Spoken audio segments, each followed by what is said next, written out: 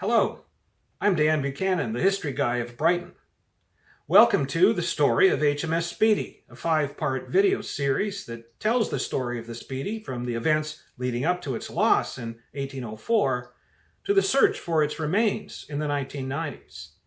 The content of this video series is based on my book, The Wreck of HMS Speedy, The Tragedy That Shook Upper Canada, which was published in August of 2020. The story of HMS Speedy has always been part of my life. I grew up on a farm north of Brighton, and in that area it was local lore. I developed a strong interest in history as an adult, and I often saw newspaper, magazine articles about the story. Yes, the Speedy story has been part of the landscape for me, and now that with the publication of this book, my interest in the Speedy story has come full circle. One might ask, why have I written this book at this time? Well, it all comes down to this box of documents. In the fall of 2018, I received a phone call from Kirsten Musclo of Belleville. Kirsten had been, for more than 2 decades, the companion and associate of Mr. Ed Burt, the professional diver of Belleville who had conducted exploration on Lake Ontario in the early 1990s, searching for the remains of the Speedy. Sadly, Ed passed away in the fall of 2017, and a year later, Kirsten was looking to move on.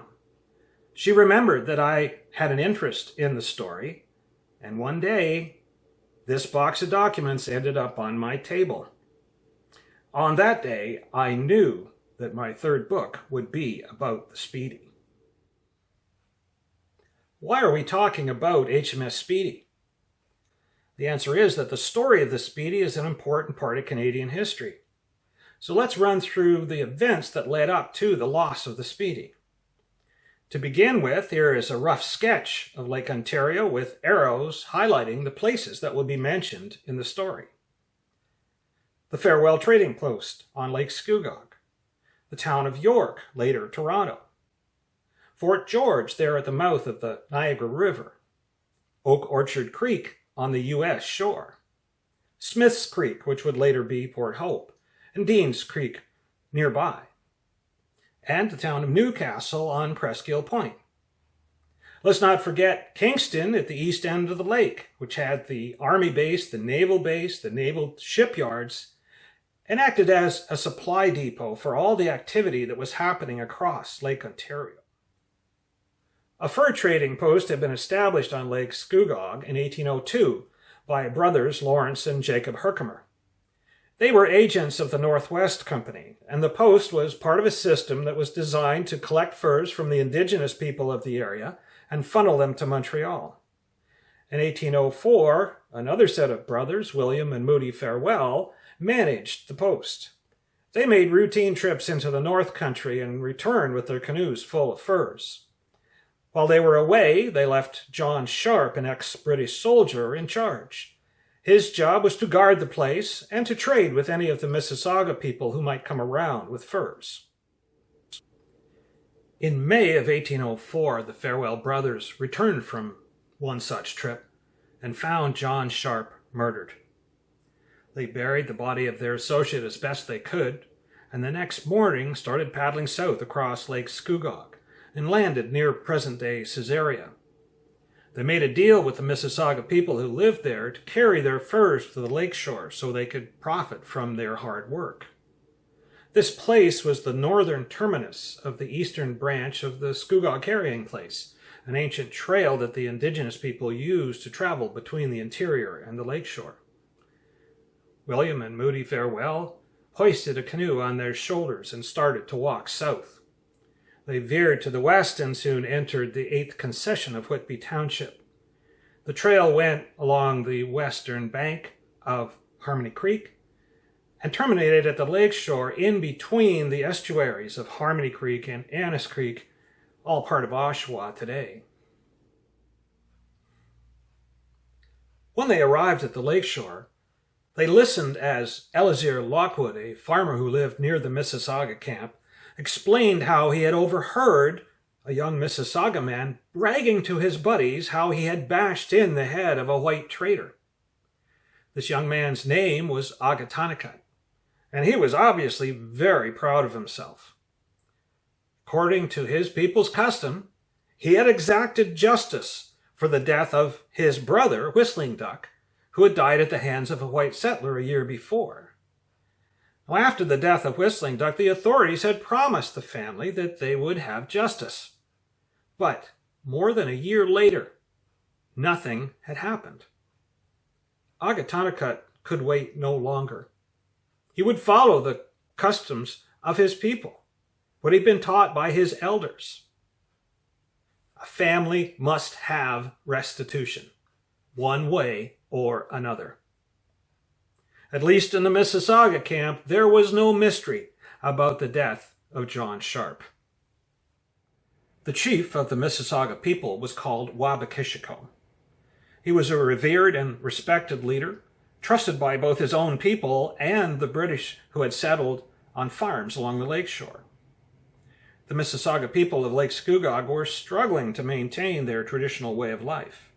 During the winter, they camped to the north, and in the spring they moved to the lakeshore and set up camp at the mouth of Annis Creek, where they fished and maintained their extensive fishing weirs. Later in the season, they moved to camps around Lake Scugog and harvested the wild rice. They tried to tolerate the newcomers, and in fact they needed some of the clothing and the cooking utensils that could be obtained at the trading posts. Their communities had been devastated by disease in the previous couple of decades, and their traditional lands were gradually being pulled out from underneath them.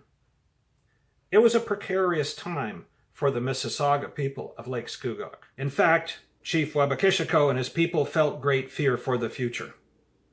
Dozens of settlers had taken up lots at the lakeshore, and more were coming. Fences were going up, and fires burned the standing forests so that the settlers could plant wheat. These were all terrifying developments for the Mississauga people. There was growing frustration and anger, and without strong leadership, this could easily result in violence. Very much due to the efforts of Chief Wabakishiko, the Mississauga people in this area had been tolerant and supportive of the settlers. However, the murder of an Englishman by an indigenous man could put the whole community at risk. So, the chief decided that Agatonica would be given up to the authorities. He led his people to their canoes, and they headed for York. It was a solemn flotilla that paddled along the shore of Lake Ontario on that day. The next morning, Moody Farewell and Elzir Lockwood launched a canoe and raced down the lakeshore, also heading for York. Their intention was to report the murder of John Sharp to the authorities. They would have seen camps of Mississauga people at the mouths of the major creeks, tending their fishing weirs and fishing to feed their communities. As they paddled, they may have caught sight of a schooner out in the lake, one of several that moved people and cargo between Kingston and York. They may have stopped to rest for a moment as they admired the highest cliff of the Scarborough Highlands, now called the Scarborough Bluffs. In 1804, these were much taller and more impressive than we can imagine today. Finally, they sighted extensive sand beaches, which indicated that York Harbor was close at hand. This map of York Harbor in 1802 shows us the environment they approached. We can see the long sand spit that went all the way west to what we know as Toronto Islands. Ashbridges Bay was a large area of marshes and winding channels, as well as large grassy areas called wild hay. There was a portage at the east end of the marshes, but Moody and Elzir would have continued on to the second portage, which took them directly into the open waters of York Harbor. Then they could paddle right north to the town of York. Over at Gibraltar Point to the west end of the bay, the Mississauga people had set up camp, and the chief waited for the authorities to come and arrest Agatonica. The town of York in 1804 is hard for us to imagine, but we can use a later map from 1813 to get a feel for the earlier town. York was organized on a grid centered on King Street. The largest building at that time was Parliament House there at the east end by the shore. The far western outskirts of the town was around Yonge Street. The functional center of York at this time was around Frederick Street. But of course that functional business center would gradually move west, so by the 1830s and 40s it would be around Yonge Street. In 1804 there were about 450 people in York. It was often called Muddy Little York by visitors. It's because the streets were often a muddy morass, and because it was so small compared to the other major centers of New York and London. It was a name that would stick, so to speak. Moody Farewell and Eleazar Lockwood went directly to Parliament House and reported the murder of John Sharp to Chief Justice Henry Alcock and Lieutenant Governor Peter Hunter. The news created a sensation. The authorities around Parliament House immediately recognized the potential danger that this situation presented. The first step was to arrest Agatonica and make sure he was securely in jail. Moody and Eleazar boarded a bateau along with the High Constable of Home District and a squad of soldiers from the garrison. They sailed across York Harbor to Gibraltar Point. The accused was identified, and Chief Wabakishiko handed him over to the High Constable. The Mississauga people looked on with sadness and anger, but they did not resist. Then the delegation boarded the bateau, and they sailed back to York, with the prisoner bound and shackled. The prisoner was incarcerated in the Home District Jail, which was located on the south side of King Street, just a little west of today's St. James Cathedral, there in King Street in Toronto. This was the first jail in York. It was only about 2 years old at this time. A tall palisade surrounded the building, and a large set of doors provided access to King Street. Visitors pulled on a chain beside the door, ringing a bell to alert the jailer, William Knott, to let them in. Agatonica would spend several months in this cold and dreary place with occasional visits from his family across the bay.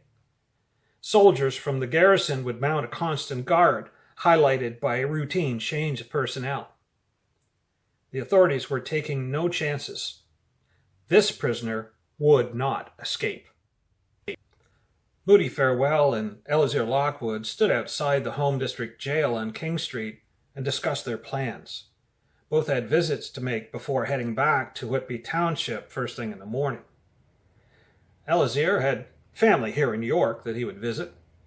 Moody had to have a longer walk because his mother lived in Etobicoke Township. Also in the mix was Moody's plan to visit the Surveyor General's office to inquire about a piece of land in Whitby Township he had his eye on.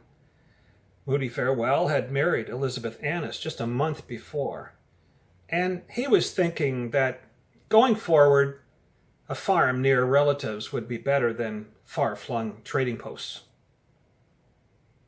Both young men were satisfied with the role they had played in the pursuit of justice for John Sharp, although they did not relish the idea of testifying at trial. In any case, home looked really good at this point.